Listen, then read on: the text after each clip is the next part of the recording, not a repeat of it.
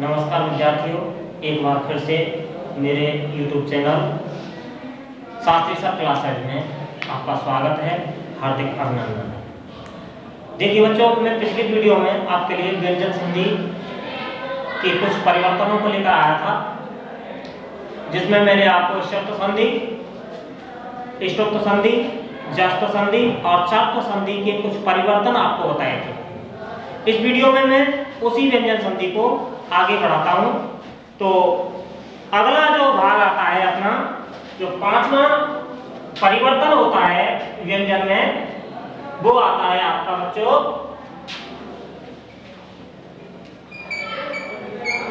अनुस्वार संधि। अनुस्वार संधि बहुत ही सरल है बच्चों। इसका सूत्र है, सुना होगा आपने, मो अनुस्वार। मो अनुस्वार कॉमन चीज कहने का मतलब है हलंत मां के बाद में यदि कोई स्वर अथवा कोई व्यंजन वर्ण आ जाए तो इस मां हलंत को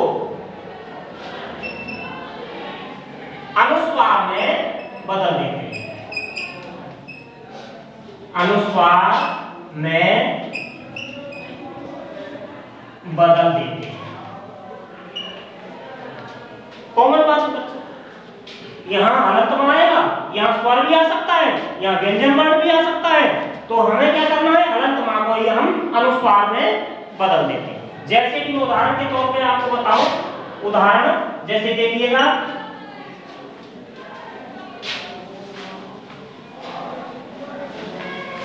सत्यम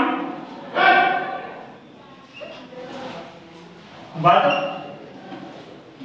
सत्यम वद, सत्यम वद। तो ये जो हलंत मां है, हलंत मां को ही हम अनुस्वार में बदल देंगे, सत्यम वद। जैसे कि धर्मम च, धर्मम च, तो मिला देंगे, इसको अनुस्वार में बदल देंगे। क्या बनेगा बच्चों, धर्मम, अनुस्वार में च। जैसे कि अगला उदाहरण देखो मैं, हरिम धन वंदे, इसी को अनुस्वार में बदल दो। क्या बना बच्चों, हरिम वंदे। ये आपका अनुस्वार संधि हुई, कॉमन है, इसमें ज्यादा जोर देने की दिक्कत ही नहीं आ रही है। वो अनुस्वार है, इसके आधार पर मां को अनुस्वार में बदल दिया जाता है। और इस तरह से आपके उदाहरण हैं।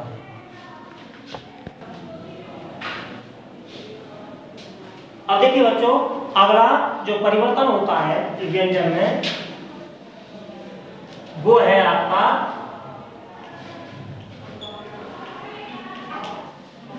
अनुस्वार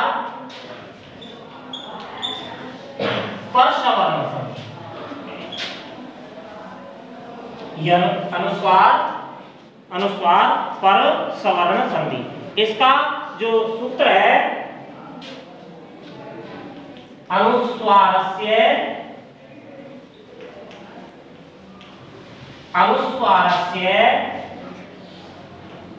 यई पर सवर्ण, अनुस्वारस्य यई पर सवर्ण। बहुत ही सरल है सूत्र। इसका अर्थ आप देख लीजिएगा, इसी में ही इसका अर्थ छुपा हुआ था और मैं पहले भी बता चुका हूं। गागर में सागर भरने वाले सूत्र होते हैं। अनुस्वारस्य षष्ठी विभक्ति है इसमें। अनुस्वार से कौन सी विभक्ति हुई, षष्ठी, जिसका अर्थ कारकों के आधार पर आप भी जानते हैं, का, की, के, रा, री, रे, किसे अर्थ है। तो अनुस्वार से का अर्थ हुआ अनुस्वार का यही का अर्थ होता है यय प्रत्याहार में पर सवर्ण बना दो। क्या, अनुस्वार का यही प्रत्याहार, यय प्रत्याहार में पर सवर्ण बनता है। अभी देखना समतुल्य है, पहले मैंने अनुस्वार संधि पढ़ाई थी, अब है परसवर्ण संधि है। तो एक समान पहली स्थिति क्या बनी थी, हलंत मां का क्या बना था, अनुस्वार बना था। पिछली में जो पिछला परिवर्तन हुआ था मां का अनुस्वार बना था। अब क्या कहना चाहता है कि ये जो अनुस्वार आता है, जो हिंदी बनती है अनुस्वार आता है, ये अनुस्वार कहां आएगा, प्रथम पद के अंत में। प्रथम पद के अंत में अनुस्वार आया और अनुस्वार के बाद में दूसरे पद के प्रारंभ में कौन सा प्रत्याहार है, सप्तमी विभक्ति आ रही बच्चों इसमें, यही सप्तमी है, सप्तमी है, तो यही का अर्थ है यह प्रत्याहार में के पर सप्तमी विभक्ति, इसलिए अनुस्वार प्रथम पद के अंत में अनुस्वार आए और दूसरे पद के प्रारंभ में कौन सा प्रत्याहार आए बच्चों, यह प्रत्याहार आ जाए, यह प्रत्याहार आ जाए। तो हमें क्या करना है, अब हमें क्या करना है, अनुस्वार के स्थान पर यह प्रत्याहार में वर्ण आ जाए तो उसी वर्ण का पंचम वर्ण बना दिया जाता है। तो क्या बेटा, यह प्रत्याहार आया है, इसी जो ये वर्ण आएगा, ये प्रत्याहार का कोई भी वर्ण आएगा, उसी वर्ण का कौन सा पांचवा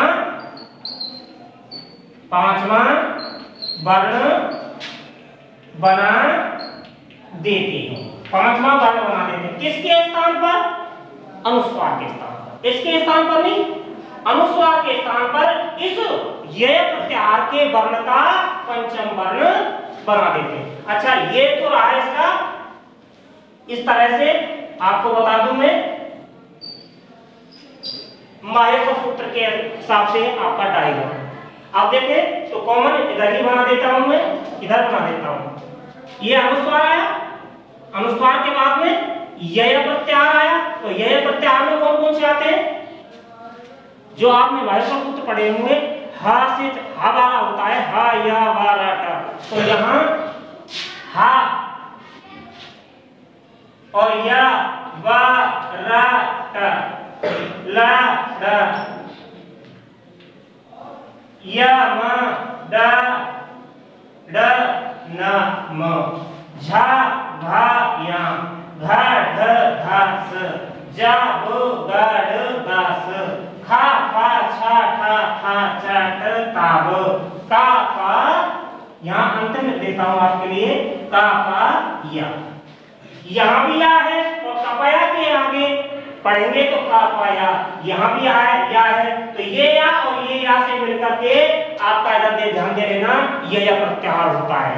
अब आप पूछें कि इसमें हिंदी में कौन कौन से वर्ण आए, तो अब देख लीजिए यहां से ये कौन से वर्ण हुए बच्चों, अंतःस्थ वर्ण हुए, या वा रा ला, अंतःस्थ वर्ण हुए।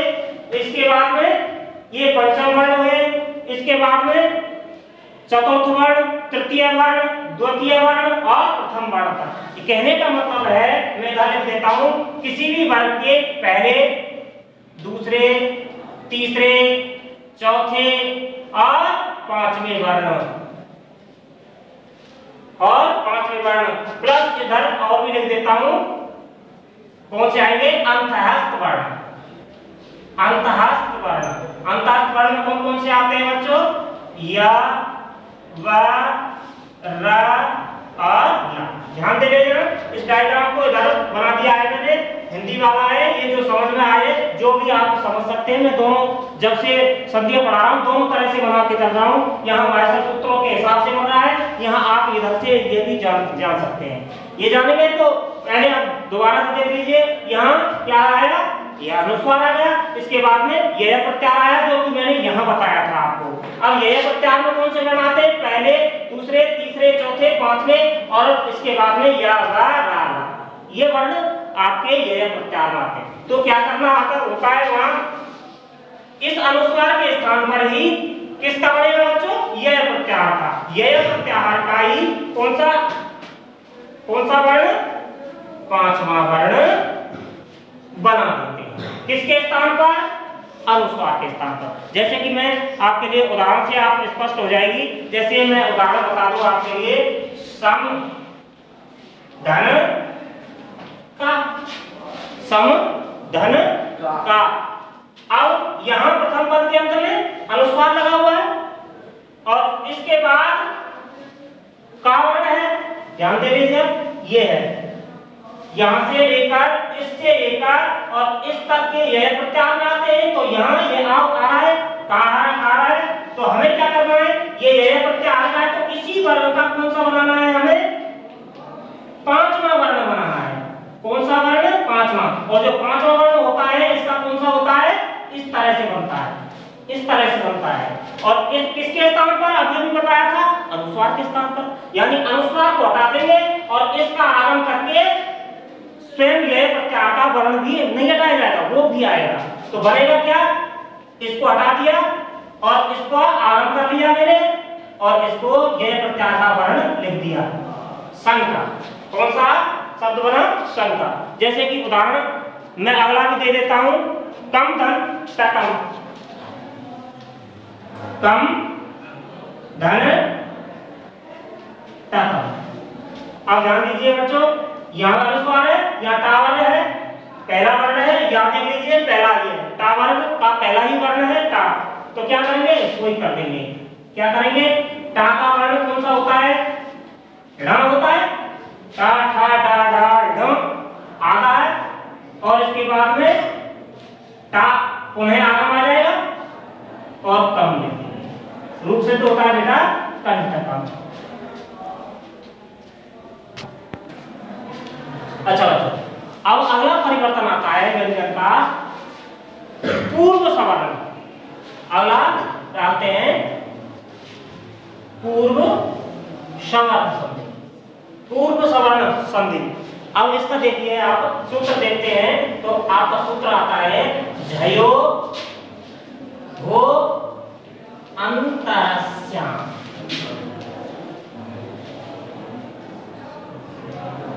बहुत ही सरल है, बहुत ही कॉमन है, ध्यान दीजिएगा। झया अर्थात झया प्रत्याहार कहाँ होगा बच्चों, प्रथम पद के अंत में। किस प्रत्याहार, कौन सा प्रत्याहार, झया प्रत्याहार। और इसके बाद में हा वर्ण होगा, अंतरस्याम दूसरे पद के प्रारंभ में ही हा वर्ण होगा। पहले पद के प्रारंभ में पहले पद के अंत में झया प्रत्याहार का वर्ण होगा और दूसरे पद के प्रारंभ में ही हा वर्ण होगा। क्या करना है, हमें परिवर्तन क्या करना है, इस झया प्रत्याहार के स्थान पर, ये झया प्रत्याहार के स्थान पर ही हमें कौन सा करना है, चौथा वर्ण, चौथा वर्ण बना देते हैं। किसके स्थान पर बनाएंगे, हा के स्थान पर। चौथा वर्ण बनेगा झया प्रत्याहार का, किस स्थान पर बनेगा, हा के स्थान पर। स्थान कौन सा होगा, ये स्थान होगा, स्थान ये है, इसका मतलब हा को हटा देंगे और झया प्रत्याहार का चौथा वर्ण बना देंगे। लेकिन बच्चों इस बात को आप ध्यान दे देना, इस जगह पर थोड़ी सी बात कि यहाँ एक कार्य और होता है, जस्त कार्य होता है। झलाम जसो अंत्य वाला जो जस्त संधि हुई थी, यहाँ पहले जस्त संधि होती है और इसके बाद में ये जो पूर्व सवर्ण है हा के स्थान पर झया प्रत्याहार का और कौन सा वर्ण, चौथा वर्ण आता है। जहां आपको जस्त संधि पहले से ही ऑटोमेटिक मिले तो वहां जस्त संधि करने की कोई आवश्यकता नहीं होगी। आप ध्यान दीजिएगा, झया प्रत्याहार, झया प्रत्याहार में वर्गों के कौन कौन से वर्ण आते हैं, आप अच्छी तरह से ध्यान दे लेंगे कि एक किसी भी वर्ग का पहला, दूसरा, तीसरा और चौथा वर्ण।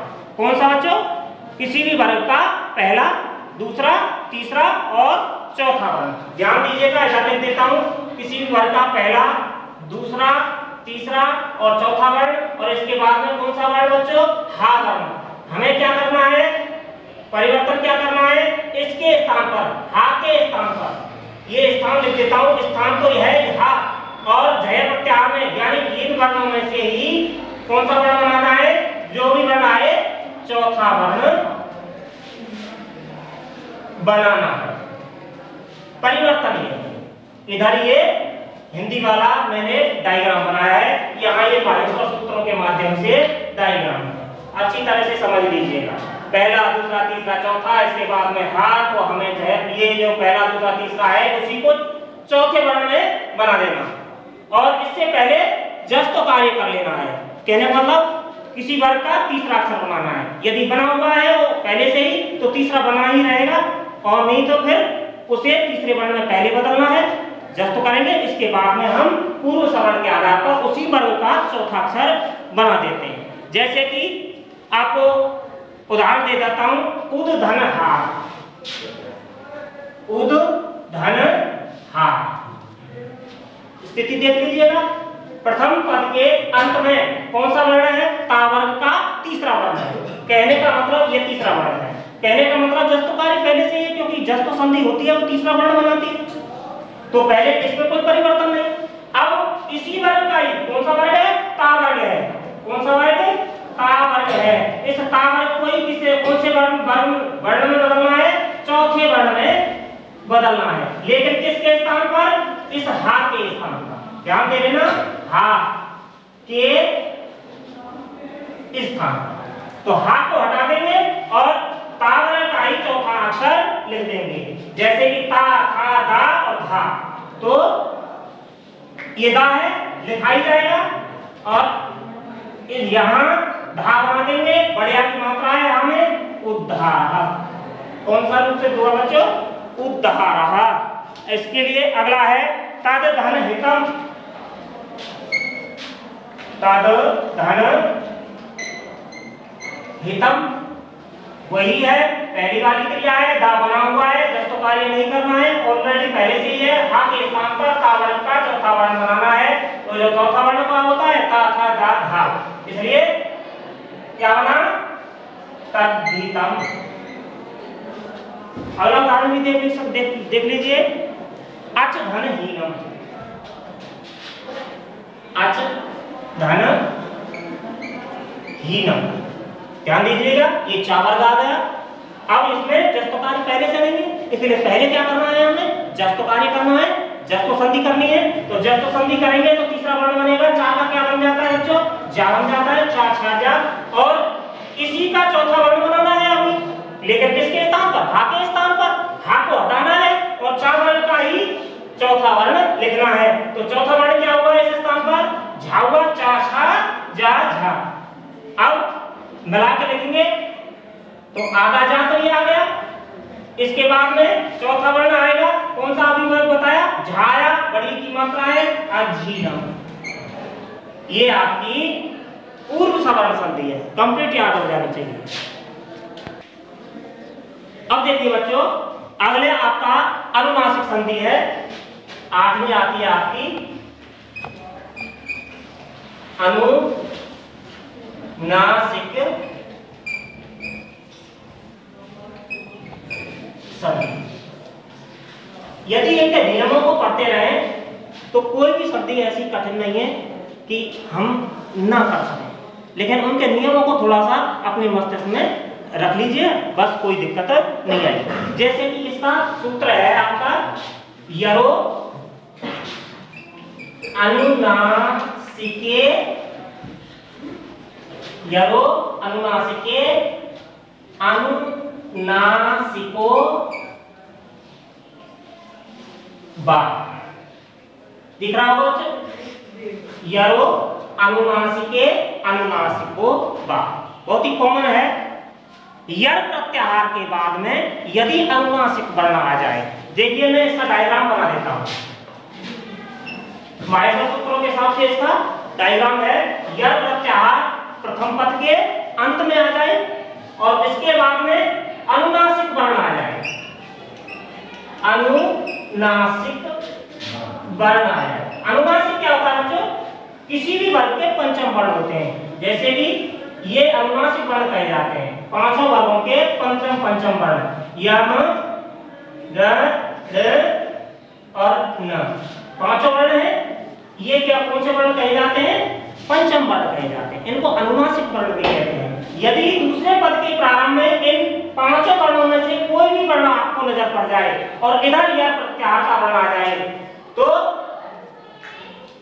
तो क्या करना पड़ता है? इस यह प्रत्याहार वर्ण का, ध्यान दे लेना बच्चों, इस यह प्रत्याहार वर्ण का ही कौन सा वर्ण बना देंगे? पांचवा वर्ण बना देते हैं। ध्यान दे लेना, बहुत कॉमन, पहचान भी कॉमन है। जहां दो मध्य में, जहां दो पंचम वर्ण स्पष्ट दिखाई दे जाएं, समझ जाना वो कौन सी संधि होगी? अनुनासिक संधि होगी। ये तो रहा आपका माहेश्वर सूत्रों हिसाब से आपका डायग्राम।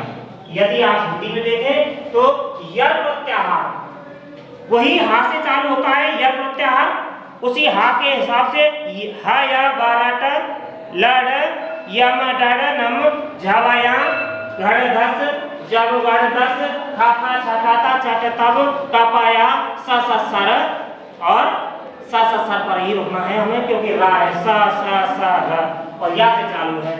यदि लिखना है तो जब स्पष्ट कर देता हूँ, इस माइक्रो सूत्र से चालू होगा हया बरट, इससे चालू करके और स और यहाँ तक के जो माइक्रो सूत्रों के अंतर्गत आने वाले यहाँ से चालू और यहाँ से समाप्त ये वर्ण आते हैं हमारे किस में आते हैं, यर प्रत्याहार में आते हैं। जैसे कि आपको यदि बता दूं, मैं स्पष्ट कर दूं तो यहाँ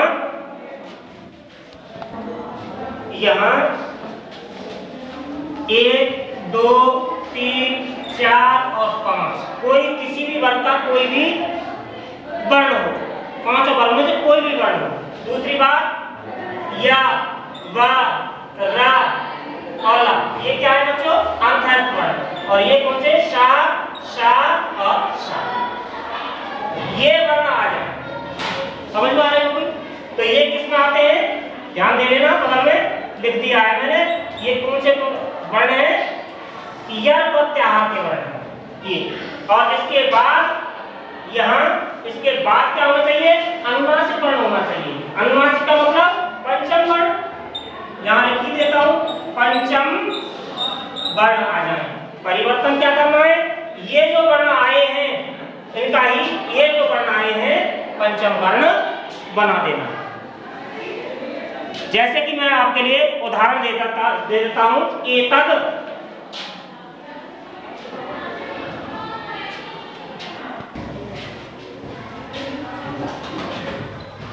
एतद धन मुरारी। ध्यान दीजिएगा, प्रथम पद के अंत में कौन सा वर्ण है, ता वर्ग का तीसरा वर्ण है। ध्यान दीजिएगा, तीसरा वर्ण है। इधर क्या शर्त आ रही है, ये मां है, ये कौन से वर्ग का पंचम वर्ण है, पा वर्ग का पंचम वर्ण है। पा फा ब भा म, मैंने भी पंचम वर्ण लिखा था है। तो हमें क्या करना है, ये जो शब्द आया है यह प्रत्याहार का ही है, इसी का ही कौन सा वर्ण बनाना है हमें, ये दा बना हुआ है, किस वर्ग का है, ता का। और ता का ही अंतिम वर्ण क्या होता है, न वर्ण होता है। मिलाएंगे क्या होगा, एतन मुरारी रूप सिद्ध होता है, एतन मुरारी। और जैसे कि अगला उदाहरण है, सड़ धन मयूखा। सड़ धन मयूखा, ये डा है, किस वर्ग का है, टा वर्ग का है। किस वर्ग का है, टा वर्ग का है। टा ठा द, तीसरा वर्ण, और ये तीसरा वर्ण है। नियम क्या आधार पर, अब यहाँ देखते हैं वही पा वर्ग का है पांचवा वर्ण। हमें क्या करना है, टा वर्ग का जो तीसरा वर्ण आया है इसे ही किस वर्ग में वर्ण में बनाना है, पांचवें वर्ण में बनाना है। तो टा वर्ग का कौन सा होता है, ऋणाम होता है। इसलिए मिलाएंगे क्या होगा, सन मयूखा।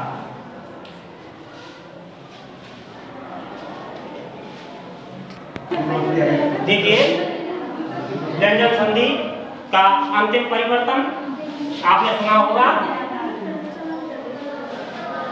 लत्व संधि सुनी होगी। कहने का मतलब एक कहावत आती है, संस्कृत संधियों में एक कहावत आती है, जैसा काम वैसा नाम। तो यहाँ जैसा नाम चल रहा है आपने देखी होंगी, मैं आपके परिवर्तनों को बताता आ रहा हूँ। जैसा नाम जैसा काम चल रहा है, नाम भी जैसे चल तो है, तो प्रथम वर्ण बने हुए। इसीलिए यहाँ इसका जो सूत्र आता है आपने देखा होगा, इसका सूत्र है तोरी। इसका सूत्र आता है तोरी, बहुत कॉमन है। ध्यान दीजिएगा, यहाँ सबसे पहला वर्ण है ता, और इस ता को ही मैं कह दूं ता वर्ग, और ता वर्ग के बाद में दूसरा वर्ण आ रहा है ला। यदि ला आ जाए, यदि ता वर्ग के बाद में कभी भी आपको ला वर्ण दिखाई दे, तो हमें ता वर्ग को ही किसमें बदल देना है, ला वर्ण में बदल देते हैं। बस थोड़ा सा काम करना है, टावर का आ जाए, टावर का कोई भी वर्ण आ जाए, ता था दा धा ना, पांचों वर्ण में से कोई सा वर्ण आ जाए, इसके बाद में ला वर्ण आपको दिखाई दे जाए। हमें क्या करना है, कोई सा भी वर्ण हो, चाहे ता हो, था हो, दा हो, धा हो, ना हो, हमें तो बस केवल एक ही वर्ण में बदलना है और वो वर्ण है ला। ला जैसे कि अगर मैं आपके लिए उदाहरण दे देता हूं, जैसे महान धन लाभ, देखिए ना है, टावर का ही ना है, अंतिम वर्ण है, हमें किस में बदलना है, इसे ला में बदलेंगे। मिला के क्या क्या लिखेगा, महान, आधा ला बन गया, आधा ना है तो आधा ला बन गया, पूरा ला है, इधर लाभ, महान लाभ।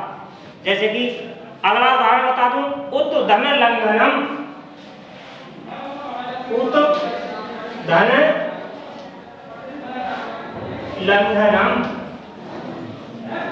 टावर लिए बना दीजिए, ला बना दीजिए इसको ही, इसका ला बन गया, पूरा ला इधर आ रहा है, लंघनम, उल्लंघनम। जैसे कि एक और उदाहरण बता दूं, तद धन लीनः, तद धन लीनः, दा को ही ला में बदल दो, मिलेगा, मिलके क्या बना परिवर्तन, तल्लीनः। ठीक है बच्चे, ये सामान्य सी बात थी, आपकी यहाँ व्यंजन संधि पूर्ण होती है। मुझे आशा है कि आप सभी का गहन अध्ययन चिंतन मनन करेंगे। किसी भी कंपटीशन में खासकर रीट के लिए पर्याप्त सिलेबस दिया है, इसको अध्ययन करें। बच्चों, यदि मेरी वीडियो आपको पसंद आई हो तो इसको लाइक, शेयर और सब्सक्राइब कर लें, ताकि और बेल आइकन की घंटी को प्रेस कर लें, ताकि मेरी आने वाली वीडियो आपको सबसे पहले प्राप्त हो। ठीक है।